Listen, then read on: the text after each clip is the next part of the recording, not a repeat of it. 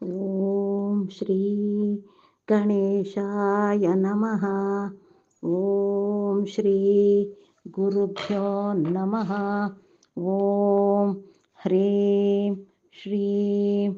ಶ್ರೀ ವಾಸವಿ ಕನ್ಯಕಾದೇವಿ ಪುರಾಣ ಪಂಚಾದಶಾಧ್ಯಾಯ 15ನೆಯ ಅಧ್ಯಾಯ. ಶ್ರೀ ವಾಸವಿ ದೇವಿಯ ವಿಶ್ವರೂಪ ದರ್ಶನವನ್ನು ಕುರಿತು ಹಾಗೂ ದ್ಯುತರ ಶತ ಗೋತ್ರೀಯರಾದ ಆರ್ಯವೈಶ್ಯ ದಂಪತಿಗಳು ವಾಸವಿ ಕನ್ಯಕೆಯೊಡನೆ ಅಗ್ನಿಯಲ್ಲಿ ಪ್ರವೇಶಿಸಿ ಪರಂಧಾಮವನ್ನು ಸೇರಿದ ವಿಧಾನವನ್ನು ಕುರಿತು ಸಾಲಂಕಾಯನರು ಮಣಿಗುಪ್ತಾದಿಗಳಿಗೆ ವಿವರಿಸಿ ಬಳಿಕ ಇನ್ನೂ ಹೀಗೆ ಮುಂದುವರಿಸಿ ಹೇಳತೊಡಗಿದರು. ಎಲೆ ಮಣಿಗುಪ್ತಾದಿಗಳೇ, ಅಲ್ಲಿ ಪದ್ಮಶಯನವನ್ನು ಬಿಟ್ಟು ಪರಿಚಾರಕರು ಮುಂದೆ ನಡೆಯಲು ಭೂಪ ವಿಷ್ಣುವರ್ಧನನು ಆನೆಯನ್ನೇರಿ ಕುಳಿತು ಚತುರಂಗ ಬಲಗಳಿಂದ ಸೇವೆ ಮಾಡಿಸಿಕೊಳ್ಳುತ್ತಾ ಸಂತೋಷದಿಂದ ಪ್ರಯಾಣ ಮಾಡುತ್ತಾ ಸೂರ್ಯೋದಯ ಕಾಲಕ್ಕೆ ಭಗ್ನವೆಂಬ ಹೆಸರಿನ ಪುರವನ್ನು ಸೇರಿದನು. ಆಗ ಆ ಸಮಯದಲ್ಲಿ ಪೆನುಗೊಂಡೆಯಿಂದ ಬರುತ್ತಿದ್ದ ದೂತರು ಚಕ್ರವರ್ತಿಗೆ ದಾರಿಯಲ್ಲಿ ಎದುರು ಬಂದು ರಾಜನ ಬಳಿ ಸಾರಿ ಶಿರಬಾಗಿ ಅಂಜಲಿಬದ್ಧರಾಗಿ ನಿಂತರು. ರಾಜನು ದೂತರನ್ನು ನೋಡಿ ಸಕಲವೂ ಸಿದ್ಧವಾಯಿತೇನು ಎಂದು ಕೇಳಿದನು. ಸಾರ್ವಭೌಮನ ಮಾತುಗಳನ್ನು ಕೇಳಿ ಆ ಭಟರು ಸಮಾಧಾನದ ವಚನಗಳನ್ನು ಆಡಲು ಅಶಕ್ತರಾದರು. ಅನಂತರ ಕಂಪಿಸುತ್ತಿದ್ದ ಆ ದೂತರನ್ನು ಕಂಡು ವಿಷ್ಣುವರ್ಧನನು, ನೀವು ಭೀತರಾಗಬೇಡಿ, ನೀವು ಯಥಾವತ್ತಾಗಿ ಸರಿಯಾಗಿ ಹೇಳಿರಿ ಎಂದು ನುಡಿದನು. ಆಗ ಆ ದೂತರು ರಾಜಶ್ರೇಷ್ಠನೊಡನೆ, ಹೇ ರಾಜ, ಅಲ್ಲಿ ವೈಶ್ಯರೆಲ್ಲರೂ ವಿವಾಹ ಮಹೋತ್ಸವವೆಂದು ಪಟ್ಟಣವನ್ನೆಲ್ಲ ವಿಶೇಷವಾಗಿ ಅಲಂಕರಿಸಿ ಕನ್ಯಕೆಯೊಡಗೂಡಿ ಅಗ್ನಿಯನ್ನು ಪ್ರವೇಶಿಸಿದರು ಎಂದು ಅಲ್ಲಿ ನಡೆದ ಪ್ರಸಂಗವನ್ನೆಲ್ಲ ವರ್ಣಿಸಿ ತಿಳಿಸಿದರು. ದೂತರು ಹೀಗೆ ಹೇಳುತ್ತಿರುವಂತೆಯೇ ಭ್ರಾಂತಗೊಂಡ ಇಂದ್ರಿಯಗಳಿಂದ ಚಕ್ರವರ್ತಿಯು ಹಾ ಇದೇನು ಎಂದು ನುಡಿದು ಪರಿತಪ್ತ ಪ್ರಾಣನಾದನು. ಇಷ್ಟರಲ್ಲಿ ಆ ಸಾರ್ವಭೌಮನ ಎದುರು ಅಷ್ಟಭುಜಯುಕ್ತಳಾಗಿ ಅನೇಕ ಶಸ್ತ್ರಾಸ್ತ್ರಗಳನ್ನು ಧರಿಸಿ ಪ್ರಚಂಡ ತೇಜಸ್ಸಿನಿಂದ ಪ್ರಕಾಶಿಸುತ್ತಿದ್ದ ಅತಿ ಭಯಂಕರ ಕಾಳಿಕಾಮೂರ್ತಿಯು ಅವತರಿಸಿ ಎದುರು ನಿಂತಂತೆ ಕಾಣಿಸಿತು. ಕ್ಷಣದಲ್ಲಿ ಆಕೆ ಮಧುರ ಮಂಜುಳ ಮನೋಜ್ಞ ಮೂರ್ತಿಯಾದ ವಾಸವಿ ಕನ್ಯಕೆಯಾಗಿ ರೂಪ ತಾಳಿ ಕಾಣಿಸಿದಳು. ಮರುಕ್ಷಣದಲ್ಲಿಯೇ ಆಕೆಯೇ ದುರ್ಗೆಯಾಗಿ, ಚಂಡಿಯಾಗಿ, ಮಹಾಕಾಳಿಯಾಗಿ ಅನೇಕ ರೂಪಗಳನ್ನು ಧರಿಸಿ ವಿಕಟಾಟ್ಟಹಾಸ ಮಾಡಿದಳು.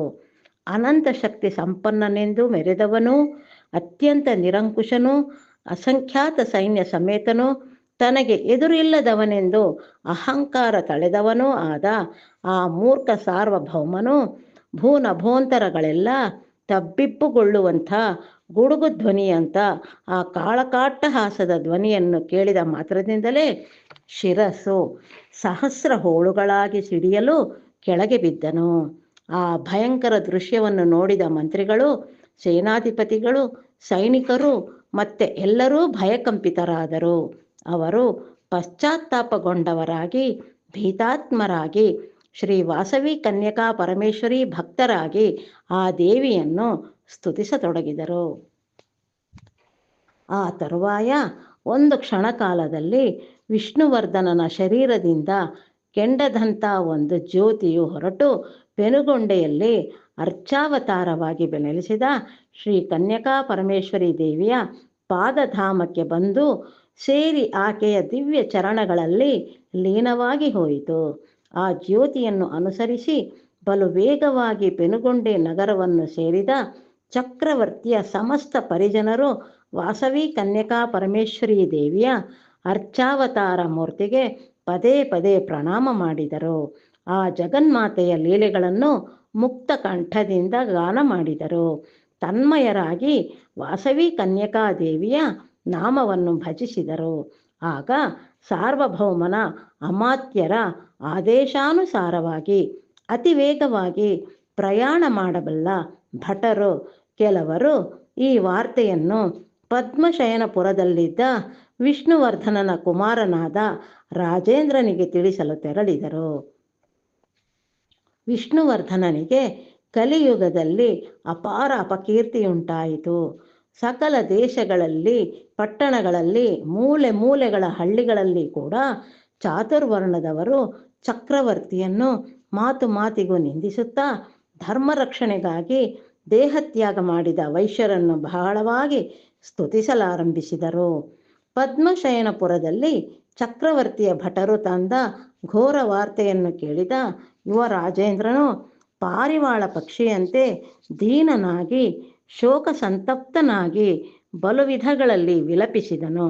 ಬಳಿಕ ರಾಜಪುರೋಹಿತರಾದ ಧೌಮ್ಯರು ಅವನನ್ನು ಸಂತೈಸಿ, ಎಲೈ ರಾಜೇಂದ್ರ, ಪ್ರಾಣಿಗಳೆಲ್ಲರಿಗೂ ತಮ್ಮ ಪೂರ್ವಜನ್ಮ ಕರ್ಮದಿಂದ ಜನನ ಮರಣಗಳು ಸಂಭವಿಸುವವು. ಇವು ಪ್ರಕೃತಿ ಸಿದ್ಧವಾಗಿವೆ. ಸದಾಚಾರಪರರಾದ ಸಾಧುಶೀಲರಾದ ವೈಶ್ಯರನ್ನು ನಿನ್ನ ತಂದೆಯು ಮಲಿನಚಿತ್ತದಿಂದ ಬಾಧಿಸಿದನು. ದಿವ್ಯಗುಣ ಸಂಪನ್ನಳಾದ ವಾಸವಿ ಕನ್ಯಕೆಯನ್ನು ಒತ್ತಾಯಪೂರ್ವಕವಾಗಿ ವಿವಾಹವಾಗಲು ಅಪೇಕ್ಷಿಸಿದನು. ಆ ದೇವಿ ಅದನ್ನು ಸಹಿಸದೆ ಬಂಧು ಸಹಿತವಾಗಿ ಜ್ವಲಿಸುವ ಅಗ್ನಿಯಲ್ಲಿ ಪ್ರವೇಶಿಸಿದಳು. ಆ ದುಷ್ಕರ್ಮ ಪರಿಪಾಕದಿಂದಲೇ ಪ್ರಸಿದ್ಧನಾದ ನಿನ್ನ ತಂದೆಯು ಪಾಪಚಿತ್ತರಾದ ಅವನ ಅನುಚರರು ಹತರಾದರು. ಆದ್ದರಿಂದ ನೀನು ಧೈರ್ಯಗೊಂದಿ ದುಃಖಿಸುವುದು ಸಲ್ಲದು. ನಿನ್ನ ತಂದೆಯ ಪರಲೋಕ ಕ್ರಿಯೆಗಳನ್ನು ನಡೆಸಿ ವೈಶ್ಯರನ್ನು ಸಾಂತ್ವನಗೊಳಿಸಿ ಧರ್ಮರಾಜನಂತೆ ಭೂಮಿಯನ್ನು ಪಾಲಿಸು, ನಿನಗೆ ಶುಭವಾಗುವುದು ಎಂದು ಬೋಧಿಸಿದನು. ಆಗ ರಾಜೇಂದ್ರನು ಮುನಿಶ್ರೇಷ್ಠನಾದ ಧೌಮ್ಯರೊಡನೆ, ಮಹಾತ್ಮರೇ, ಸಾರ್ವಭೌಮನಾದ ನನ್ನ ತಂದೆಗೆ ಉತ್ತಮ ಗತಿಯನ್ನುಂಟು ಮಾಡುವ ವೀರಮರಣವಲ್ಲದೆ ಇಂಥ ಸಾವು ಸಂಭವಿಸಲು ಕಾರಣವೇನು? ಸರ್ವಜ್ಞರಾದ ತಾವು ತಿಳಿಸಿಕೊಡಿ ಎಂದು ಬೇಡಿಕೊಂಡನು. ಧೌಮ್ಯರು ಅದನ್ನು ಕೇಳಿ ತಮ್ಮ ಜ್ಞಾನದೃಷ್ಟಿಯಿಂದ ಗತಕಾಲದಲ್ಲಿಯ ವಿಷಯಗಳನ್ನು ಗ್ರಹಿಸಿ ಯುವರಾಜನೊಡನೆ ಹೀಗೆ ಹೇಳಿದರು. ಓ ಯುವರಾಜ, ಪೂರ್ವದಲ್ಲಿ ಮಹೇಶ್ವರನ ಕಣ್ಣುರಿಯಿಂದ ಮನ್ಮಥನು ಭಸ್ಮವಾದನು. ಆ ಭಸ್ಮರಾಶಿಯಿಂದ ಬಂಢಾಸುರನೆಂಬುವನು ಜನಿಸಿದನು. ಅವನು ಲೋಕಗಳನ್ನು ಪೀಡಿಸುತ್ತಿರಲು ದೇವತೆಗಳ ಪ್ರಾರ್ಥನೆಯ ಮೇರೆಗೆ ಆದಿಪರಾಶಕ್ತಿಯು ಲಲಿತಾ ಮಹಾದೇವಿಯಾಗಿ ಆ ರಕ್ಕಸನನ್ನು ಸಂಹರಿಸಿದಳು. ಆ ಅಸುರನು ತನ್ನ ಅಂತ್ಯಕಾಲದಲ್ಲಿ ನಿನ್ನ ಸನ್ನಿಧಿಯನ್ನು ಪ್ರಸಾದಿಸು ಎಂದು ದೇವಿಯನ್ನು ಪ್ರಾರ್ಥಿಸಿದನು. ಆಗ ದೇವಿಯು, ನೀನು ಕಲಿಯುಗದಲ್ಲಿ ವಿಷ್ಣುವರ್ಧನನೆಂಬ ಹೆಸರಿನಲ್ಲಿ ಭುವಿಯಲ್ಲಿ ಜನ್ಮ ತಳೆದು ಶಾಪೋಪಹತನಾಗಿ ಮೃತನಾಗಿ ನನ್ನ ಸನ್ನಿಧಿಯಲ್ಲಿ ಸ್ಥಾನವನ್ನು ಹೊಂದುವೆ ಎಂದು ನುಡಿದು ಅನುಗ್ರಹಿಸಿದಳು. ಆ ಬಂಢಾಸುರನು ತನ್ನ ಮೊದಲ ಜನ್ಮದಲ್ಲಿ ಚಿತ್ರಕಂಠನೆಂಬ ಗಂಧರ್ವನಾಗಿ ಜನಿಸಿ ಕೈಲಾಸದಲ್ಲಿ ಕೀರ್ತಿಕನ್ಯಾ ರೂಪದಲ್ಲಿ ಅವತರಿಸಿದ್ದ ದೇವಿಯನ್ನು ವಾಂಛಿಸಿ ಶಾಪೋಪಹತನಾಗಿ ಮರಣಿಸಿದನು. ಆ ಗಂಧರ್ವನೇ ಈಗ ನಿನ್ನ ಜನಕನಾದ ವಿಷ್ಣುವರ್ಧನ ಸಾರ್ವಭೌಮನ ರೂಪದಲ್ಲಿ ಮಾನವ ಜನ್ಮ ತಳೆದು ಆದಿಪರಾಶಕ್ತಿಯ ಅವತಾರವಾದ ಶ್ರೀ ವಾಸವಿ ಕನ್ಯಕಾದೇವಿಯ ಕ್ರೋಧಕ್ಕೆ ಗುರಿಯಾಗಿ ಹೀಗೆ ದುರ್ಮರಣವನ್ನು ಹೊಂದಿದನು. ಆದರೆ ಪರಾಂಬಿಕೆಯಿಂದ ಹತನಾದ ಕಾರಣದಿಂದ ನಿನ್ನ ತಂದೆಯು ಸಾಲೋಕ್ಯ ಮುಕ್ತಿಯನ್ನು ಹೊಂದಿದನು. ಆದ್ದರಿಂದ ನೀನು ಆತನ ಮರಣಕ್ಕಾಗಿ ದುಃಖಿಸುವುದು ತರವಲ್ಲ.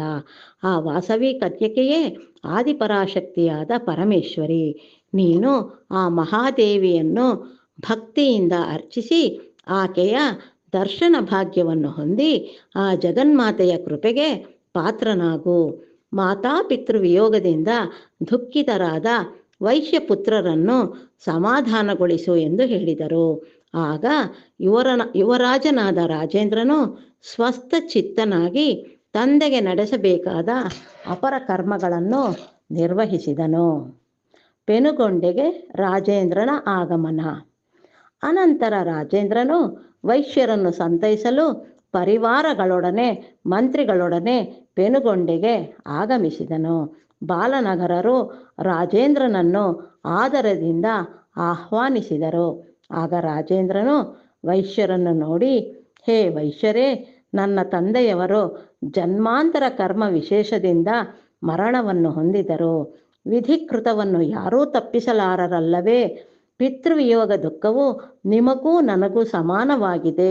ನೀವಿನ್ನು ಈ ದುಃಖವನ್ನು ಬಿಟ್ಟು ಕುಸುಮಶ್ರೇಷ್ಠಿ ಕುಮಾರನಾದ ವಿರೂಪಾಕ್ಷನನ್ನು ವೈಶ್ಯಾಧಿಪತಿಯಾಗಿ ಮಾಡಿಕೊಂಡು ನಿಮ್ಮ ಪಟ್ಟಣಗಳನ್ನು ಪಾಲಿಸಿಕೊಳ್ಳಬೇಕಾಗಿದೆ.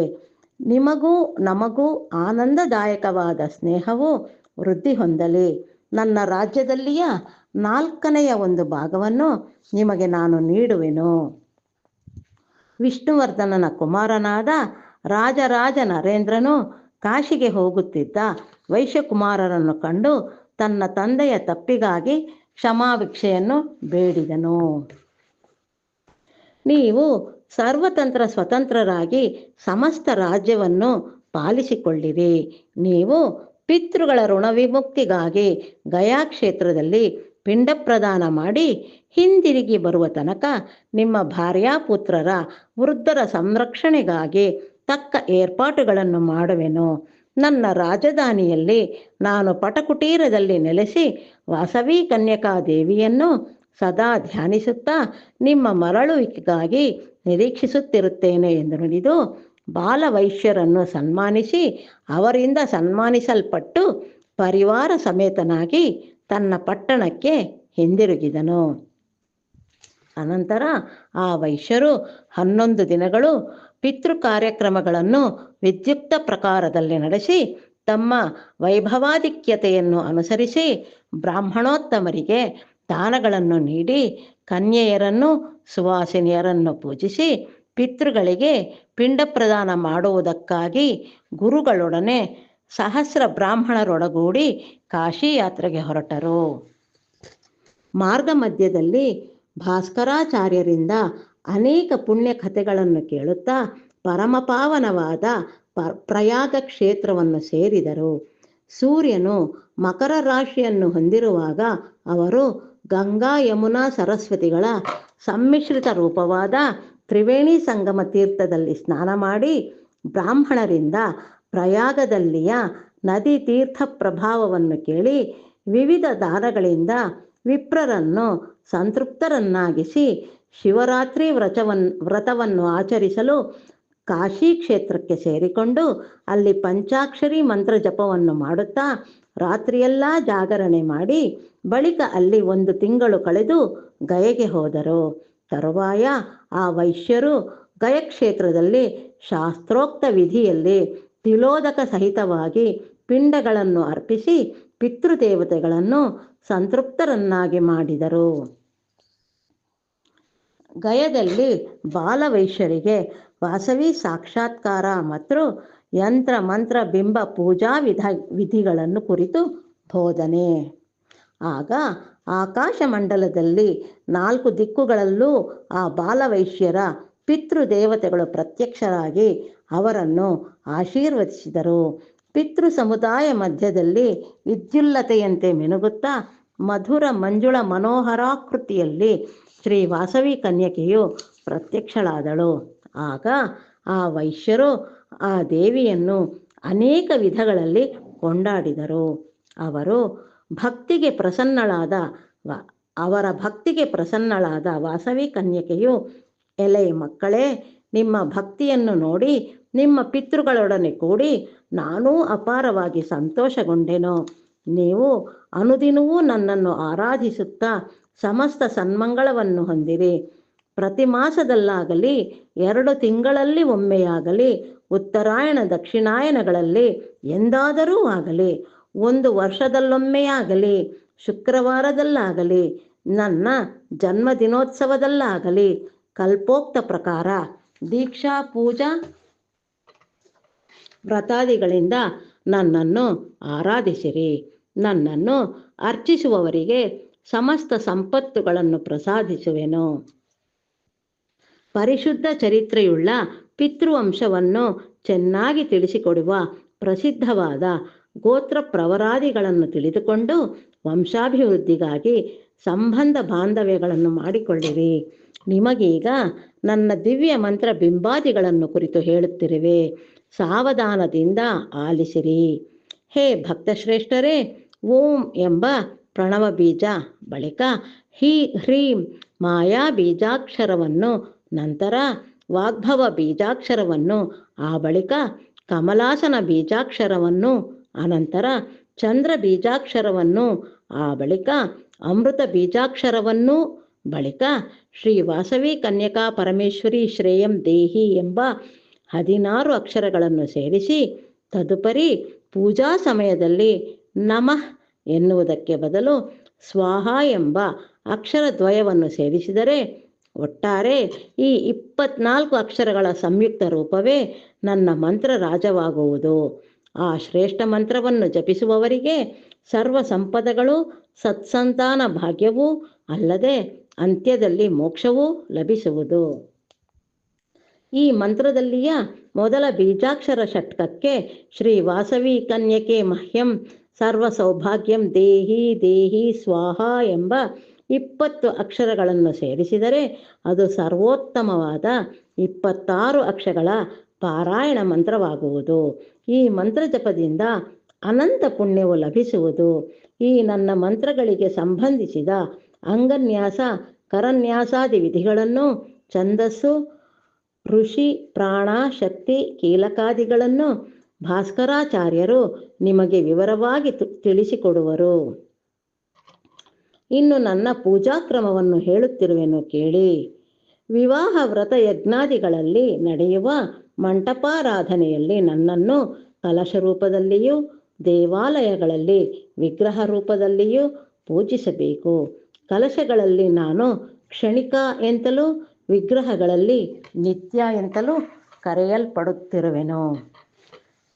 ಶ್ರೀಚಕ್ರ ಸಮಾನವಾಗಿ ಯಂತ್ರದ ಶಾಂಗ ಸಮುಪೇತವಾಗಿ ಬಿಂದು, ತ್ರಿಕೋಣ, ಅಷ್ಟಕೋಣ, ದಶಕೋಣ, ಸಪ್ತದಳ, ಅಷ್ಟದಳ, ಚತುರ್ದಶಾರಕೋಣ, ಷೋಡಶದಳ ಚಕ್ರಗಳೊಡನೆಯೂ ಭೂಪುರಗಳಿಂದಲೂ ಕೂಡಿರುತ್ತಾ ನವಾವರಣಗಳಿಂದ ಕೂಡಿದ್ದು ಚತುರ್ವಿಧ ಸಮೈಕ್ಯತೆಯಿಂದ ವಿರಾಜಿಸುತ್ತಿರುವ ನನ್ನ ಯಂತ್ರರಾಜವನ್ನು ಸ್ಥಾಪಿಸಿ ಅದರ ಮೇಲೆ ಸರಿಯಾಗಿ ನನ್ನ ಮೂರ್ತಿಯನ್ನು ದೇವಾಲಯಾದಿಗಳಲ್ಲಿ ಸ್ಥಾಪಿಸಬೇಕು. ಅಂದು ಅಗ್ನಿ ಪ್ರವೇಶ ಮಾಡಿದ ಸಮಯದಲ್ಲಿ ನಾನು ಅರ್ಚಾವತಾರಳಾಗಿ ನೆಲೆಸಿ ಭಕ್ತರಿಗೆ ದರ್ಶನ ನೀಡಿದ ದಿವ್ಯವಾದ ಪರಮ ಮಂಗಳಕರವಾದ ರೂಪದ ನನ್ನ ಮೂರ್ತಿಯನ್ನು ರೂಪಿಸಿ ಆಲಯದಲ್ಲಿ ಸ್ಥಾಪಿಸುವುದು ಉತ್ತಮೋತ್ತಮವು. ಹಾಗಲ್ಲದಿದ್ದರೆ ದ್ವಿಭುಜೆಯಾದ ನನ್ನ ಭವ್ಯ ರೂಪವನ್ನಾಗಲಿ, ನನ್ನ ಅವತಾರ ಜೀವಿತ ಕಾಲದಲ್ಲಿ ನಾನು ಪ್ರದರ್ಶಿಸಿದ ಅಲೌಕಿಕ ರೂಪಗಳಲ್ಲಿ ಯಾವುದಾದರೊಂದು ರೂಪದಲ್ಲಾಗಲಿ ನನ್ನ ವಿಗ್ರಹವನ್ನು ತಯಾರು ಮಾಡಿಸಿ ನನ್ನ ಆಲಯಗಳಲ್ಲಿ ಪ್ರತಿಷ್ಠಿಸಬೇಕು. ಹಾಗೆ ಸ್ಥಾಪಿಸಿ ಪೂಜಿಸಿದವರಿಗೆ ಸದಾ ಸಮಸ್ತ ಸಮೃದ್ಧಿಗಳನ್ನು ನೀಡುವೆನು. ಗಣೇಶ್ವರನು ಕ್ಷೇತ್ರಪಾಲಕರು, ಆಧಾರ ಧ್ಯಾಸನ ಶಕ್ತಿಗಳು, ದ್ವಾರಶಕ್ತಿಗಳು, ಅಷ್ಟಸಿದ್ಧಿಗಳು, ಇಂದ್ರಾದಿ ಅಷ್ಟದಿಕ್ಪಾಲಕರು, ಸೂರ್ಯಾದಿ ನವಗ್ರಹಗಳು, ಪರಾಶಕ್ತಿಯಾದ ನನ್ನ ಷೋಡಶ ಕಲಾ ದೇವತೆಗಳು, ಅಷ್ಟದುರ್ಗೆಯರು, ಸಪ್ತ ಮಾತೃಕೆಯರು, ಪ್ರಸಿದ್ಧವಾದ ನನ್ನ ಚತುರ್ದಶ ರೂಪಗಳು, ವಾಣಿ ವಿಧಾತರು, ಕೋನ ಜನಾರ್ದನರು, ಗೌರಿ ನಗರೇಶ್ವರರು, ನನ್ನ ಪುರದಲ್ಲಿಯ ನವಾವರಣಗಳಲ್ಲಿ ಪೂಜಿಸಬೇಕಾದ ಅಂಗೋಪಾಂಗ ದೇವತೆಗಳಾಗಿರುವರು. ನನ್ನನ್ನು ಶ್ರೀ ಸೂಕ್ತ ವಿಧಾನದಲ್ಲಿ ವಿದ್ಯುಕ್ತವಾಗಿ ಪೂಜಿಸಬೇಕು. ಹೇ ಪುತ್ರರೇ, ಇನ್ನುಳಿದ ಪೂಜಾ ವಿಧಾನವನ್ನು ಋಷಿಶ್ರೇಷ್ಠರಾದ ಭಾಸ್ಕರಾಚಾರ್ಯರು ಹೇಳಬಲ್ಲರು. ನನ್ನ ಶ್ರೇಷ್ಠವಾದ ಮಂತ್ರವನ್ನು ಸದಾ ಜಪಿಸಿರಿ, ಅದರಿಂದ ನೀವು ಸರ್ವ ಫಲಗಳನ್ನು ಹೊಂದಬಲ್ಲಿರಿ. ಹೇ ಮಕ್ಕಳೇ, ಭಕ್ತಿಯುಕ್ತವಾದ ನಿಮ್ಮ ಚಿತ್ತಶುದ್ಧಿಗೆ ಸಂತೋಷಿಸಿದೆನು. ವರವೊಂದನ್ನು ಕೋರಿರಿ ಎಂದು ನುಡಿದಳು. ಆಗ ಆ ವೈಶ್ಯರು, ಹೇ ತಾಯೇ, ಈ ಪೆನುಗೊಂಡೆ ಪಟ್ಟಣದಲ್ಲಿ ಸದಾ ನಿನ್ನ ಪ್ರತ್ಯಕ್ಷ ದರ್ಶನ ಭಾಗ್ಯವನ್ನು ನಮಗೆ ಉಂಟು ಮಾಡು ಎಂದು ಬೇಡಿಕೊಂಡರು. ಆ ಬಳಿಕ ಆ ವಾಸವಿ ದೇವಿ, ನನ್ನ ದರ್ಶನ ನಿಮಗೆ 9 ರಾತ್ರಿಗಳು ಉಂಟಾಗುವುದು ಎಂದು ಹೇಳಿ ದೇವತಾ ಸಮುದಾಯದೊಡನೆಯೂ ಸಿದ್ಧ ಸಮೂಹದೊಡನೆಯೂ ಸೇವೆ ಸಲ್ಲಿಸಲ್ಪಡುತ್ತಾ ಸಿಂಹವಾಹನವನ್ನು ಅಧಿರೋಹಿಸುತ್ತಾ ಅಂತರ್ಧಾನಳಾದಳು. ವಾಸವಿ ದೇವಿ ಅಂತರ್ಧಾನವಾದ ಬಳಿಕ ಆ ವೈಶ್ಯಶ್ರೇಷ್ಠರೆಲ್ಲ ಗಯಾ ಕ್ಷೇತ್ರದಿಂದ ಹೊರಟು ನೈಮಿಷಾರಣ್ಯ ಪುಣ್ಯಕ್ಷೇತ್ರವನ್ನು ಸೇರಿದರು. ಅಲ್ಲಿ ಗದಾಧರ ಸ್ವಾಮಿಯನ್ನು ಉಪಾಸಿಸುತ್ತಿದ್ದ ಪುಂಡರೀಕ ಮಹರ್ಷಿಯನ್ನು ನೋಡಿ ನಮಸ್ಕರಿಸಿ, ಹೇ ಮುನಿಶ್ರೇಷ್ಠ, ಗದಾಧರನಾದ ವಿಷ್ಣುದೇವನ ಮಹಾತ್ಮೆಯನ್ನು ಕುರಿತು ನಮ್ಮ ಪಿತಾಮಹರಿಂದ ಬಹುವಾಗಿ ಕೇಳಿದ್ದೇವೆ. ಸರ್ವಜ್ಞರಾದ ನೀವು ಆ ವಿಷಯವನ್ನು ವಿಸ್ತರಿಸಿ ಹೇಳಬೇಕೆಂದು ಪ್ರಾರ್ಥಿಸುತ್ತಿದ್ದೇವೆ ಎಂದು ಬೇಡಿಕೊಂಡರು. ಆಗ ಪುಂಡರೀಕನು, ಹೇ ವೈಶ್ಯೋತ್ತಮರೇ, ಆದಿಶಕ್ತಿಯು ಯೋಗಮಾಯ ಕನ್ಯೆಯೂ ಆದ ಪರಾಂಬಿಕೆಯು ದ್ವಾಪರ ಯುಗದಲ್ಲಿ ನಂದನೆಂಬ ವೈಶ್ಯನ ಮನೆಯಲ್ಲಿ ಶ್ರೀಕೃಷ್ಣನ ಸಹೋದರಿಯಾಗಿ ಅವತರಿಸಿದಳು. ಆ ಮಹಾದೇವಿಯೇ ಈಗ ಮತ್ತೆ ನಿಮ್ಮ ಕುಲದಲ್ಲಿ ವಾಸವಿ ಕನ್ಯಕಾ ದೇವಿಯಾಗಿ ಹುಟ್ಟಿ ಧರ್ಮವನ್ನು ಸಂರಕ್ಷಿಸಿದಳು. ನಿಮ್ಮ ಕುಲ ಪ್ರತಿಷ್ಠೆಯು ಇಷ್ಟು ಘನವಾದುದು. ನಿಮ್ಮ ಕುಲಗುರುವಾದ ಭಾಸ್ಕರಾಚಾರ್ಯರು ಸರ್ವಜ್ಞರು, ಸಮಸ್ತವನ್ನೂ ಬಲ್ಲವರು. ಆದರೂ ನನ್ನನ್ನು ಶ್ರೇಷ್ಠನನ್ನಾಗಿಸಿ ಗದಾಧರ ಮಹತ್ವವನ್ನು ತಿಳಿಸಿರೆಂದು ಕೋರುತ್ತಿರುವಿರಿ. ನಿಮ್ಮ ಆದರಾಭಿಮಾನಗಳಿಗೆ ಧನ್ಯವಾದಗಳು. ಸಾವಧಾನ ಚಿತ್ತರಾಗಿ ಕೇಳಿರಿ. ಪೂರ್ವದಲ್ಲಿ ಬ್ರಹ್ಮಮಾನಸ ಪುತ್ರನಾದ ಸನತ್ಕುಮಾರನು ಮಾರ್ಕಂಡೇಯ ಮಹರ್ಷಿಗೆ ಶ್ರೋತ್ರಸ್ಮಾರ್ಥ ಕರ್ಮಕಾಂಡಗಳು ಯಾರಿಗೆ ಸೇರಿರುವುವೋ ಆ ಗದಾಧರ ದೇವನ ಮಹಾತ್ಮೆಯನ್ನು ತಿಳಿಸಿದನು. ಶ್ರೀ ಮಹಾವಿಷ್ಣುವು ಪಿತೃರೂಪದಿಂದಲೂ ದೇವರೂಪದಿಂದಲೂ ಸರ್ವಶೌಸ್ತ್ರ ಸ್ಮಾರ್ಥ ಕರ್ಮ ಜಾಲಗಳ ಆಹುತಿಗಳನ್ನು ಅನುಭವಿಸುತ್ತಿರುವನು. ಪಿತೃರೂಪದಿಂದ ಕವ್ಯವನ್ನು, ದೇವರೂಪದಿಂದ ಹವ್ಯವನ್ನು ಭುಜಿಸುತ್ತಿರುವನು. ಆ ದೇವನಿಗೆ ಯಜ್ಞಾದಿಗಳಲ್ಲಿ ಕೊಡುವ ಹವ್ಯಕ್ಕಿಂತ ಶ್ರಾದ್ದಾದಿಗಳಲ್ಲಿ ಕೊಡುವ ಕವ್ಯವು ವಿಶೇಷವಾಗಿ ಪ್ರೀತಿಕರವು.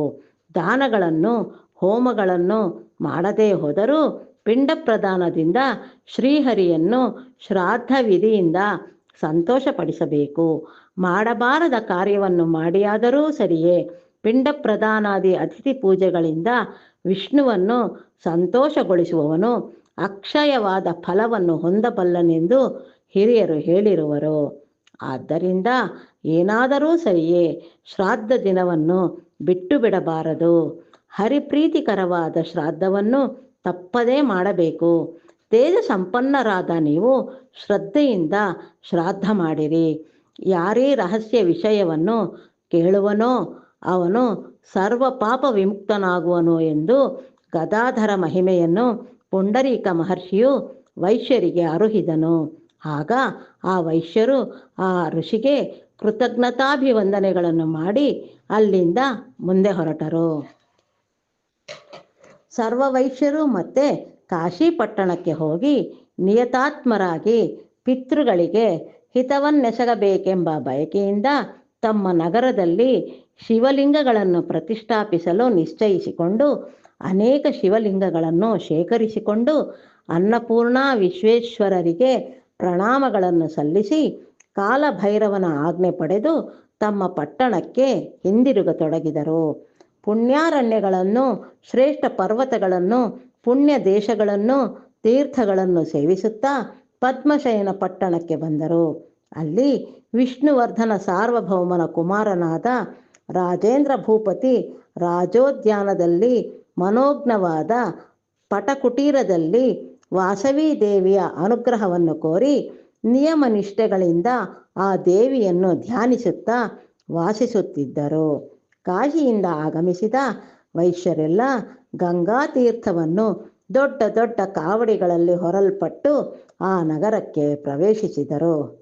ಆ ಕಾವಡಿಗಳನ್ನು ಹೊತ್ತು ತಂದವರು ಗಂಗಾ ಕಾವಡಿಗರೆಂದು ಪ್ರಸಿದ್ಧರಾದರು. ಅವರು ವಂಶಪಾರಂಪರ್ಯವಾಗಿ ವೈಶ್ಯರಿಂದ ಪೋಷಿಸಲ್ಪಡುವಂತೆ ಕಟ್ಟಳೆ ಮಾಡಲಾಯಿತು. ಚಾರರಿಂದ ವೈಶ್ಯರ ಆಗಮನವನ್ನು ಕುರಿತು ಕೇಳಿ ರಾಜರಾಜೇಂದ್ರನು ಸಂತೋಷಾಂತರಂಗನಾಗಿ ಬಂಧು ಮಿತ್ರರೊಡನೆ ಮಂತ್ರಿ ಪುರೋಹಿತರೊಡನೆ ವೈಶ್ಯರನ್ನು ಎದುರುಗೊಂಡು ಅವರ ಕ್ಷೇಮ ಸಮಾಚಾರಗಳನ್ನು ವಿಚಾರಿಸಿ ತನ್ನ ನಿವಾಸಕ್ಕೆ ಆಹ್ವಾನಿಸಿ ಕರೆತಂದನು. ರಾಜೇಂದ್ರನು ವಿರೂಪಾಕ್ಷನನ್ನು ಆಲಿಂಗನ ಮಾಡಿಕೊಂಡು, ಹೇ ಮಹಾವೀರ, ನೀವು ಬರುವ ತನಕ ನಾನು ಒಂದು ಹೊತ್ತು ಮಾತ್ರವೇ ಭುಜಿಸುತ್ತಾ ಭೂಶಯನ ಮಾಡುತ್ತಾ ಶ್ರೀ ವಾಸವೀದೇವಿ ಧ್ಯಾನ ನಿಮಗ್ನನಾಗಿ ಈ ಪರ್ಣಕುಟೀರದಲ್ಲಿ ವ್ರತದೀಕ್ಷೆಯಲ್ಲಿರುವೆ. ನಿಮ್ಮ ಪುಣ್ಯ ದರ್ಶನದಿಂದ ಪರಿಶುದ್ಧನಾದೆನೋ ಎಂದು ಸ್ನೇಹಾರ್ಥ ಹೃದಯದಿಂದ ನುಡಿದನು. ಮಹಾರಾಜನ ಮಧುರ ವಚನಗಳನ್ನು ಕೇಳಿದ ವಿರೂಪಾಕ್ಷಾದಿಗಳು ಆನಂದ ಮಾನಸರಾಗಿ, ಹೇ ರಾಜೇಂದ್ರ, ಸಮಸ್ತ ದೇಶಕ್ಕೆ ಸಾಮ್ರಾಟನು ಪಾಲಕನು, ತಾಯಿಯು ತಂದೆಯೂ ಆಗುವನು. ಸರ್ವ ಜನರ ವರ್ಣಾಶ್ರಮ ಧರ್ಮಗಳನ್ನು ಕಾಪಾಡುವುದರಿಂದ ರಾಜನು ಪಾಲಕನಾಗುತ್ತಿರುವನು. ಜಗತ್ತಿಗೆ ಜೀವನೋಪಾಯಗಳನ್ನು ತೋರಿಸುವುದರಿಂದ ಅವನು ತಾಯಿ ಎಂದು ಕರೆಯಲ್ಪಡುತ್ತಿರುವನು.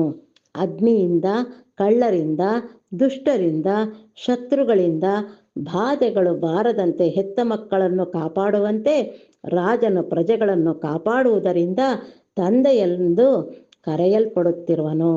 ಈ ವಿಧದಿಂದ ಪ್ರಜೆಗಳನ್ನು ರಂಜಿಸುವುದರಿಂದ ರಾಜನೆಂದು ಸಾರ್ಥಕ ನಾಮ ಪಡೆಯುತ್ತಿರುವನು. ಪ್ರಭು, ನಿಮ್ಮನ್ನು ನೋಡಿ ನಾವು ಕೃತಾರ್ಥರಾದೆವು ಎಂದು ನುಡಿದರು.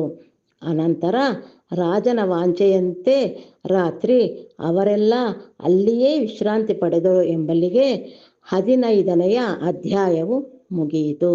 15 ಅಧ್ಯಾಯವು ಮುಗಿಯಿತು.